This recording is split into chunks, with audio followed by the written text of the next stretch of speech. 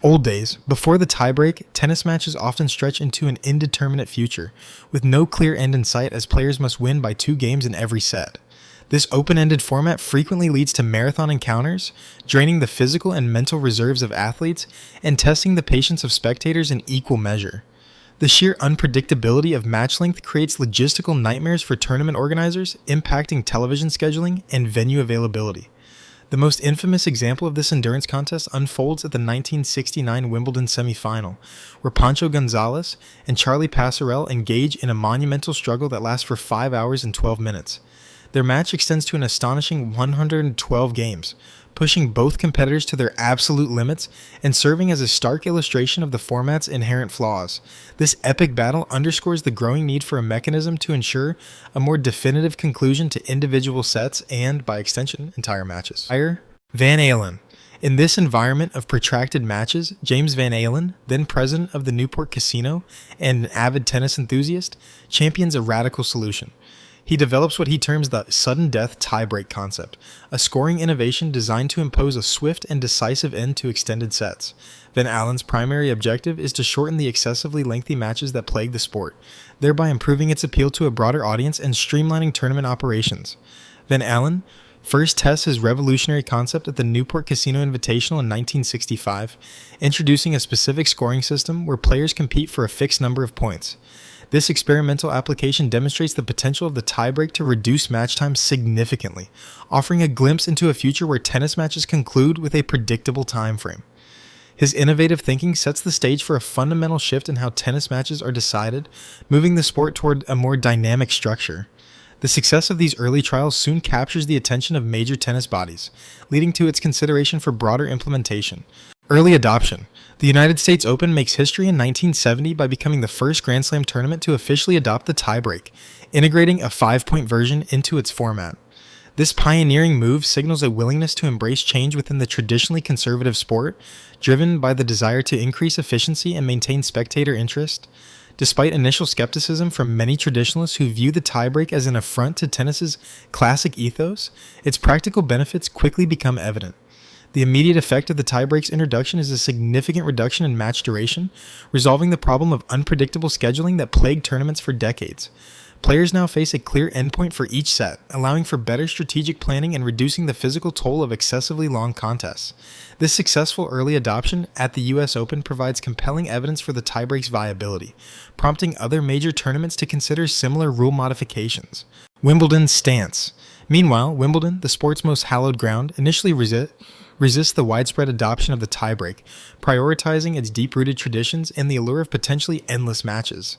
The All England Lawn Tennis and Croquet Club maintains a conservative approach, valuing the historical precedent of playing out sets until a 2-game advantage is achieved. This stance is notably evident in the 1970 Gentlemen's Singles Final, which features no tiebreak in its decisive 5th set, extending the drama to its natural conclusion. However, the increasing pressure from other tournaments and the growing desire for standardized play eventually compel Wimbledon to reconsider its position. In 1971, the tournament finally adopts a form of the tiebreak, though with specific caveats that preserve some of its unique character. This compromise marks a significant shift for the venerable institution, signaling an acknowledgement of the evolving landscape of professional tennis. The 7-point rule. Following initial experimentation, the 7-point tiebreak swiftly emerges as the standard format across the professional tennis circuit. This iteration requires a player to score 7 points, winning by a margin of at least 2 points, to secure the set. The increased point target, compared to the earlier 5-point version, provides a slightly longer, yet still decisive, competitive segment within the match. The adoption of the 7-point tiebreak brings a clearer, more exciting conclusion to individual sets as tension mounts with every point played. This format creates immediate, high-stakes drama, captivating audiences who no longer endure drawn-out battles that can stretch indefinitely. Its universal application across most tournaments establishes a predictable and thrilling end to closely contested sets, fundamentally altering match dynamics. This standardized rule paves the way for greater consistency in professional tennis, influencing subsequent Grand Slam decisions. Australian Open. The Australian Open, while embracing tiebreaks, adopts them later than its US counterpart, initially employing varied rules for decisive sets within its own competition. The tournament's approach reflects a cautious integration of the new scoring method, experimenting with different applications across its various rounds and match types. This leads to a period of inconsistency where some final sets conclude with a tiebreak, while others continue under the traditional advantage rule. Ultimately, the benefits of standardization prompt the Australian Open to universally settle on the 7-point tiebreak for all sets, including the decisive fifth set in men's matches. This decision contributes significantly to unifying the sport's scoring system across the major tournaments, providing a consistent and predictable conclusion for players and fans alike. The move solidifies the tiebreak's place as a fundamental component of modern tennis scoring, further pressuring the remaining Grand Slams to conform. This unification simplifies the game's rules for a global audience, setting the stage for future discussions on final set consistency. French Open. In stark contrast to the other Grand Slams, the French Open, or Roland Garros, holds firm in its resistance to implementing tiebreaks in its decisive final sets. For decades, the clay court major remains committed to the traditional advantage rule, where players must win by 2 games in the final set, regardless of the score. This commitment to endurance and strategic play on the slow clay surface defines many of its most memorable, lengthy battles.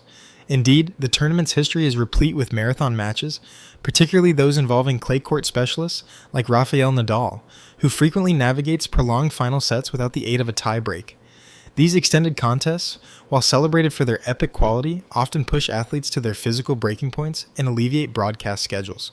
Despite the growing trend toward uniformity in Grand Slam rules, Roland Garros maintains its unique identity until a significant shift occurs in 2022. This enduring tradition sets the stage for a dramatic policy change to come. John Isner. The inherent limitations of the non-tiebreak final set become glaringly apparent during the 2010 Wimbledon Championships.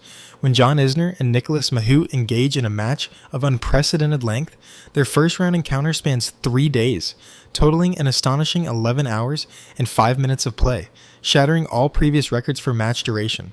The final score reads an unbelievable 70-68 in the fifth set, a testament to the sheer physical and mental endurance demanded by the traditional format.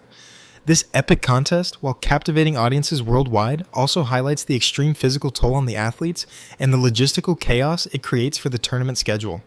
Players involved in such extended matches face significant disadvantages in subsequent rounds, impacting the overall fairness of the competition.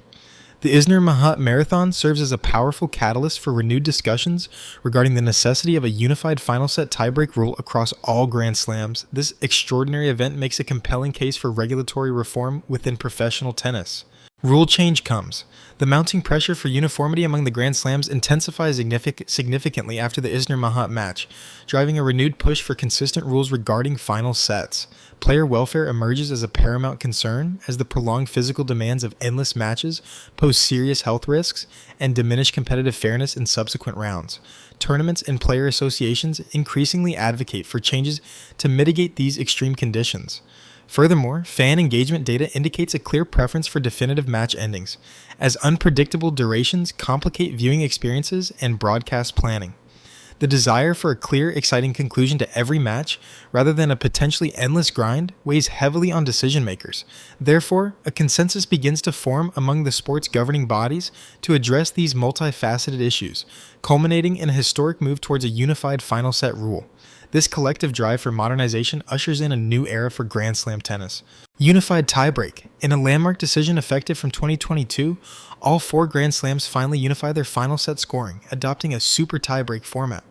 This new rule dictates that if the deciding set reaches 6 games all, a tiebreak to 10 points, winning by 2, commences, bringing a consistent and decisive end to every match. This marks a truly historic moment for tennis, aligning the rules across the sport's most prestigious events after decades of varied approaches. The implementation of the super tiebreak means that epic, multi-hour final sets like the Isner-Mahut match are now a thing of the past at any Grand Slam. It ensures player safety by limiting extreme exertion while providing fans with a thrilling, concentrated burst of competitive tension to conclude extended contests. This universally accepted rule simplifies the landscape for both athletes and spectators, creating a more predictable yet equally dramatic Grand Slam experience. The impact of this unified approach immediately begins to reshape strategic play and fan expectations. Impact on players. The introduction of the unified final set tiebreak profoundly alters strategic considerations for players entering a deciding set, transforming match dynamics. Athletes no longer prepare for the possibility of an open-ended physical marathon, instead focusing their energy on the critical, high-stakes points of the super tiebreak. This change significantly reduces the physical toll from previously endless matches, conserving player energy for subsequent rounds of the tournament. The mental game within the tiebreak becomes amplified, demanding intense focus and nerve in a compressed, sudden death scenario. Elite players such as Rafael Nadal, Novak Djokovic, and Roger Federer adapt their tactical approaches, refining their game for these crucial 10-point shootouts.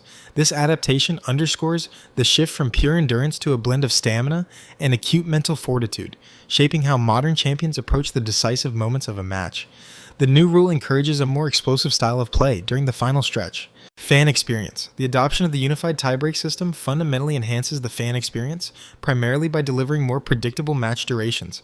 Spectators can now plan their viewing with greater certainty, knowing that even the most competitive matches will reach a definitive conclusion within a more reasonable time frame. This eliminates the uncertainty of matches stretching endlessly into the night, which often disrupts broadcast schedules and leads to a viewer fatigue. Furthermore, the Super Tiebreak guarantees an exciting, dramatic finish to every extended match, concentrating all the tension and skill into a decisive sprint to 10 points.